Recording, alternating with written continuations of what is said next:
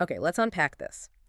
For anyone who has studied public health, or even just chronic care medicine, there's this shadow hanging over the discussion of long-term treatment. Hmm.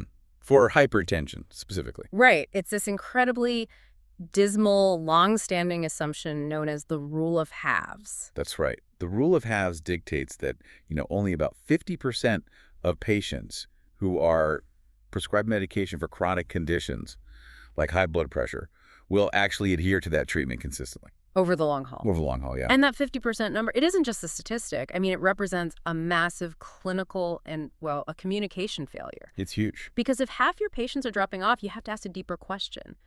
Does the drug's tolerability, I mean, its side effects, actually matter more than its blood pressure efficacy? Right. Because a perfect drug that nobody takes is useless. Absolutely useless. And that is the exact hypothesis at the very heart of the research you brought us today. We are doing a deep dive into what I can only call a landmark piece of scholarship. Our mission today is to examine a massive nationwide Swedish study that fundamentally tested this whole idea that the initial drug a patient starts on determines their long-term persistence. And it does more than just re-examine the rule of halves. Oh, yeah. Spoiler alert, this study provides such rigorous data, it might actually retire it. It's replacing all that pessimism with some real measured optimism. The source material is paramount here. We are analyzing findings published in Lancet, the December 2025 issue. And it leverages this incredible resource in Sweden. The mandatory healthcare register system. Exactly. It collects comprehensive real-world data on prescriptions, outcomes, everything for the entire population. And the methodology they used is so crucial to understand right up front, a new user trial emulation approach. Before we get into the findings, can you just quickly define what that means? Sure. It's a huge methodological step forward. Why is it so much more robust? Well, in a traditional observational study, you might just compare two groups of patients already on different drugs. The problem there is something called indication bias. Meaning the doctors might have already prescribed the better drug to the sicker patient. Precisely. Or the one they think is better tolerated. Yeah. The sickest patients often get the most aggressive therapy first. Right. So this new user trial emulation, it tries to replicate a randomized controlled trial, but with real-world data. They only look at new users, people starting treatment for the very first time. So it's a clean slate. It's a clean slate. It minimizes the bias from previous treatments or doctors pre-selecting therapy. We're looking at that initial choice in a much cleaner, more powerful way. That immediately sets the stage for some very high-quality data. So let's jump into section 1, defining the study itself. Okay. We are talking about a study period stretching from 2011 to 2018 with follow-up into 2019, so 8 years of patient data. A huge amount of time. And the core objective was simple. Track persistence in new patients starting on one of 5 specific drug categories. And those 5 categories, they really represent the major first-line treatments for high blood pressure today. They looked at patients starting on angiotensin receptor blockers, or ARBs. Okay. Then angiotensin-converting enzyme inhibitors, ACI. Calcium channel blockers, or CCBs. The diuretics? Right, the thiazide or thiazide-like diuretics, TD. And finally, single pill combinations, or SPCs. Which is just 2 drugs in 1 tablet. 2 active drugs, 1 daily tablet. Exactly. Their scale is immense, but I think the exclusions are just as important as who they included. They weren't looking at the sickest patients. No, not at all. They meticulously screened out anyone who already had prior cardiovascular disease, a previous heart attack, stroke, or diabetes. So the focus on uncomplicated hypertension is absolutely key here. This is something you, the listener, should really lock into. I agree. If you have a massive health scare, a heart attack, or a stroke, you are highly motivated to take your pills perfectly, no matter the side effects. The fact that they excluded those patients means that the persistence differences they saw are much more likely due to the patient's actual experience. Comfort, tolerability, minor side effects. Exactly. Not life or death motivation. They're looking at how manageable the drug is when your only symptom is a number, which often presents with no symptoms at all. And after all that filtering, the final sample size was still enormous. 341,182 patients. Wow. That's why we call this a landmark study. And their definition of persistence was equally stringent, wasn't it? They didn't just count someone if they picked up a prescription once. Oh, no. It was very strict. They defined persistence based on dispensed prescription refills, and they required a really high threshold. At least 80% adherence. Meaning you had the pills available to you 80% of the time. Or more, Oh. yeah. This forces continuous high-level engagement. And they adjusted for everything that might, complicate the data. Like what? Age, sex, obesity, income, education, marital status, even country of birth. They're really trying to isolate the effect of the drug class itself. Okay, let's pivot to the findings in Section 2, because this is the core revelation. Their whole understanding of patient adherence, it seems, hinged on how they defined the word persistent. It really did. The initial findings showed this massive difference between persistence to the original drug class versus persistence to any antihypertensive drug. And the initial choice really did matter. It mattered a lot. Initiating treatment with an angiotensin receptor blocker, an ARB, was associated with the largest proportion of patients continuing their original drug class. They were the most consistent. So they stuck with what they were first given. Right. And what's more, the ARB initiators also maintained the highest rate of persistence to any antihypertensive drug class over the full 5 years. So ARBs kept people on the original drug longer, which suggests they're just, what, better tolerated? That's what the data strongly implies, yeah. I mean, if you look at the other big classes, there are these well-known issues that just push people to switch. Like with the ACE inhibitors, right? The ACEI class. Yeah, exactly. They work great. But they are absolutely notorious for one specific chronic side effect. Yeah. The persistent dry cough. Yeah. And for a patient who feels totally fine otherwise, that daily nagging cough is a huge reason to just stop or at least ask for something else. And what about the calcium channel blockers, the CCBs? Also highly effective, but they frequently cause what's called peripheral edema. Swelling. Swelling, yeah. Particularly in the ankles and feet. And again, if you're an otherwise healthy person and suddenly your shoes don't fit or your ankles look puffy, that's a real annoyance that drives non-adherence. So why are ARBs the champions here? Well, they're structured chemically to avoid a lot of those issues. They work a little differently than ACE inhibitors, so they don't cause that same cough. Generally, the ARB class offers really high efficacy with a much lower incidence of that persistent cough and often fewer issues with edema than the CCBs. The data suggests they fade into the background. They work without making the patient feel different. This is where it gets really interesting. Let's look at the specific 3-year persistence numbers for those who started with an ARB.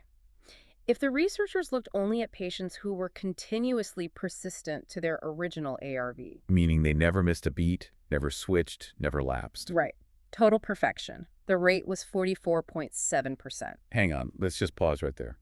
44.7%.